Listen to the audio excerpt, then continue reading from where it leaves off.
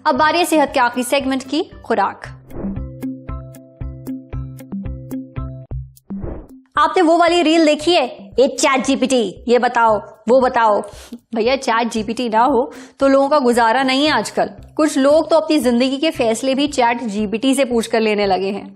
Chat GPT जवाब देता भी है जितना उसकी समझ है उसके हिसाब से, पर आखिर है तो वो एक चैटबॉट ही, कोई इंसान या एक्सपर्ट तो नहीं है जो आपकी हर बात समझ जाए और सब कुछ सही सही ही बताए। अगर ऐसा होता तो एक 60 साल के आदमी को अस्पताल में भर्ती नहीं होना पड़ता। Annuls of internal medicine clinical cases नाम की एक जर्नल है, इसमें एक केस स्टडी छपी। इसके मुताबिक एक 60 साल के आदमी ने नमक से शरीर को होने वाले नुकसानों के बारे में पढ़कर वो घबरा गया। फिर उसने चैट जीपीटी से पूछा कि भाई मुझे अपनी डाइट में सोडियम क्लोराइड हटाना है, इसकी जगह क्या खा सकते हैं, कुछ दूसरे विकल्प बताओ। चैट जीपीटी ने भी तेजी दिखाते हुए जवाब दिया, सोडियम ब्रोमाइड। बस फिर क्या था, व्यक्ति ने सोडियम ब्रोमाइड मंगवाया और नमक की जगह इसे खाने में डालने लगा। 3 महीने तक उसने लगातार सोडियम ब्रोमाइड खाया। धीरे धीरे व्यक्ति की तबीयत बिगड़ने लगी, इतनी कि उसे अस्पताल में भर्ती करना पड़ा। जब वो अस्पताल पहुंचा तो उसे बहुत प्यास लग रही थी, लेकिन उसे जब पानी दिया गया तो उस पर शक कर रहा था, यानी वो पानी नहीं पी रहा था। अस्पताल में भर्ती होने के बाद जो अगले 24 घंटे थे उसमें उसे पैरानोया हुआ, हैलुसिनेशंस होने लगे। पैरानोया में व्यक्ति को लगता है कि लोग उसके खिलाफ साजिश कर रहे हैं, उसे नुकसान पहुंचाना चाहते हैं, जबकि इन सबका कोई ठोस सबूत नहीं होता। वहीं हैलुसिनेशंस की वजह से वो ऐसी चीजें देख सुन रहा था जो वास्तव में थी नहीं। उसने अस्पताल से भागने की भी कोशिश की, लेकिन वो नाकाम रहा।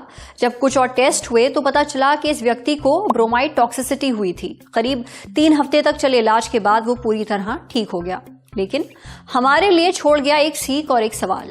सीख ये कि चैट जीपीटी और दूसरे एआई प्लेटफॉर्म्स डॉक्टर की जगह नहीं ले सकते। खाने पीने में कुछ बदलाव करने हो या किसी बीमारी के लक्षण जानने हो तो डॉक्टर के पास जाएं, चैट जीपीटी के पास नहीं। अब सवाल यह है कि ब्रोमाइड टॉक्सिसिटी है क्या जो उस शख्स को हुई। फोर्टिस हॉस्पिटल नई दिल्ली में डॉक्टर आस्तिक जोशी बताते हैं कि जब शरीर में जरूरत से ज्यादा ब्रोमाइड जमा हो जाए तो इसे ब्रोमाइड टॉक्सिसिटी या ब्रोमिज्म कहते हैं।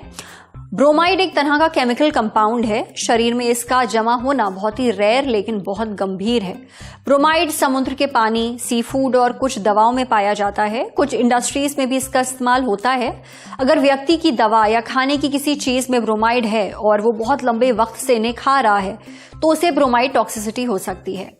ब्रोमाइड मिले हुए धुएं में सांस लेना, धूल के जरिए इसका शरीर में जाना, इन सब से भी ब्रोमाइड टॉक्सिसिटी हो सकती है। यही नहीं, किडनी की कई बीमारियों में भी शरीर ब्रोमाइड को ठीक से बाहर नहीं निकाल पाता, जिससे ब्रोमाइड टॉक्सिसिटी हो जाती है।